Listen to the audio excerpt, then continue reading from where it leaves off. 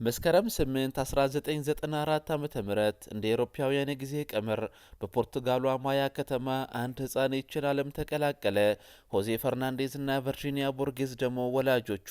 የህይወቱ ወሳኝ ምዕራፍ በ2002 የ8 ዓመት ታዳጊ እያለ ተጠነሰሰም። በማያ ጠባብ መንደሮች ውስጥ ኳስ እያሳደደ ይሮጥ የነበረው ልጅ በአካዳሚ የመታቀፍ እድል አገኘ። አካዳሚው ደግሞ ኢንፌስታ። እግሮቹ ከኳስ ጋር ያላቸው ቁርኝት ልዩ ነበር። ሜዳው ላይ ሲቆም ገና በልጅነቱ ትዕዛዝ መስጠት የሚወድ መሪ ይመስላል። በታዳጊ ቡድን ውስጥ እያለ ብዙዎች ይህ ልጅ ወደፊት ትልቅ ቦታ ይደርሳል ብለው ይተነብዩም ነበር። የእርሱ የህይወት መንገድ ግን እንደ ሌሎች የፖርቹጋል ኮከቦች አልጋ በአልጋ አልነበረም። የ17 ዓመት ወጣት እያለ ድንገተኛ ውሳኔ ወሰነ። በሀገሩ ያሉትን ትልልቅ ክለቦች ማለትም ቤኔፊካና ፖርቶን ከመጠበቅ ይልቅ ሻንጣውን ጠቅልሎ ቋንቋውንና ባህሉን ወደማያውቀው የጣሊያን ምድር ተጓዘም። በኖቫራ ዩዲኔዜና ሳምፕዶሪያ ቆይታ አደረገ። በጣሊያን ሴሪአ ውስጥም የአካልና የቴክኒክ ጥንካሬን በመማር የፈተናው የመጀመሪያ ምዕራፍ ሆነም። በ2017 እንደ አውሮፓውያን የጊዜ ቀመር ወደ ሀገሩ በመመለስ የስፖርቲንግ ሊዝበንን አረንጓዴና ነጭ መለያ ለበሰ። ይህ ዝውውር ለፖርቱጋል እግር ኳስ አዲስ ንጉሥ መወለዱን ያበሰረ ነበር። ሜዳ ላይ ሲገባ አማካኝ ሳይሆን የተለየ መግነጢሳዊ ኃይል ያለው መሪ ይመስል ነበር። በየጨዋታው ግብ ጠባቂዎችን የሚያስጨንቁ ተምዘግዛጊ ምቶችን ይሰነዝራል። ፍጹም ቅጣት ምቶችን ያለምንም ፍርሃት ወደ ጎልነት ይቀይራል። ለአጥቂዎችም አስማታዊ ኳሶችን ይመግባል። በስቴዲየሙ የታደሙ ተመልካቾች ሙሉ በሙሉ ስሙን በመጥራት ያዚሙለት ጀመር።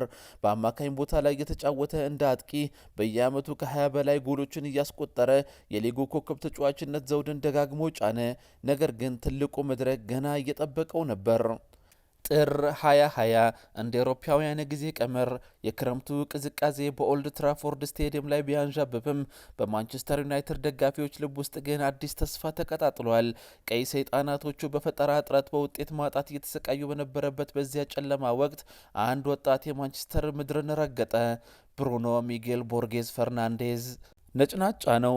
የቡድኑን ጥቅም ለማስጠበቅ ኳስን በአእምሮ ይጫወታል። ሙሉ የሜዳውን ክፍል የሚቃኝበት ብቃት አስደማሚ ነው። መስመር ሰንጣቂ ኳሶችን የሚያቀብልበት ችሎታውም ልዩ ነው። በተከላካዮች ላይ የሚወስደው አእምሮዊ ብልጫ እጅን በአፍ ያስጭናል። ከቡድን አጋሮቹ ጋር ያለው ደመነፍሳዊ ግንኙነት ቴሌፓቲክ አንደርስታንዲንግ ግርምትን ያጭራል። እግሩ ኦልድ ትራፎርድ ከመድረሱ የእሱ ተጽዕኖ ተአምራዊ ነበር። ማሊያውን በለበሰ ማግስት የቡድኑን መንፈስ ቀየረው። ሜዳ ላይ ኳስ ሲያጣ ይቆጣል፣ ተጫዋቾችን ያነቃቃል። የጠፋውን የማሸነፍ ስነ ልቦና በብቸኝነት በትከሻው ላይ ተሸክሞ ይፋለማል። በስቴዲየሙ የነበረው የደጋፊ ጭንቀት ወደ ትልቅ ጩኸትና ደስታ ለወጠው።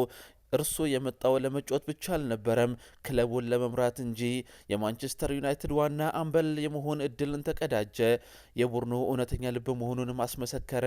ለችሎታው የአድናቆት ቃላት ያጡ የስፖርት ቤተሰቦች አእምሯዊ ችሎታውን ለማወደስ ብሬኖ ፈርናንዴዝ እያሉ ይጠሩታል። በእግር ኳስ ሕይወቱ ብዙ የቡድንና የግል ክብሮችን አሳክቷል። የኤፍኤ ካፕን በ2023-2024 የውድድር ዘመን፣ የእንግሊዝ ሊግ ካፕ ወይም ካራባኦ ካፕን በ2022-2023 የውድድር ዘመን አሸንፏል። ከስፖርቲንግ ሊዝበን ጋርም የፖርቱጋል ካፕና የፖርቱጋል ሊግ ካፕን ማሸነፍ ችሏል። በ2019-2020 የውድድር ዘመን የአውሮፓ ሊግ ኮከብ ጎል አስቆጣሪ ሆኖም ጨርሷል። ለክለቡ ያለው ጥልቅ ፍቅርና እስከ ጨዋታው ማብቂያ ፊሽካ ድረስ ለመለያ ክብር መዋደቅ የክለቡን ጥቅም ለማስጠበቅ መነጫነጭ መገለጫዎቹ ናቸው። ከማያ ጠባብ መንደሮች ተነስቶ የዓለምን እግር ኳስ ቁንጮ ላይ የመድረስ ታሪክ በትጋትና በጠንካራ ስራ ማንኛውም ከፍታ መውጣት እንደሚቻል የሚያሳይ ሕያው ምስክር ነው። ብሩኖ ሚጌል ቦርጌዝ ፈርናንዴዝ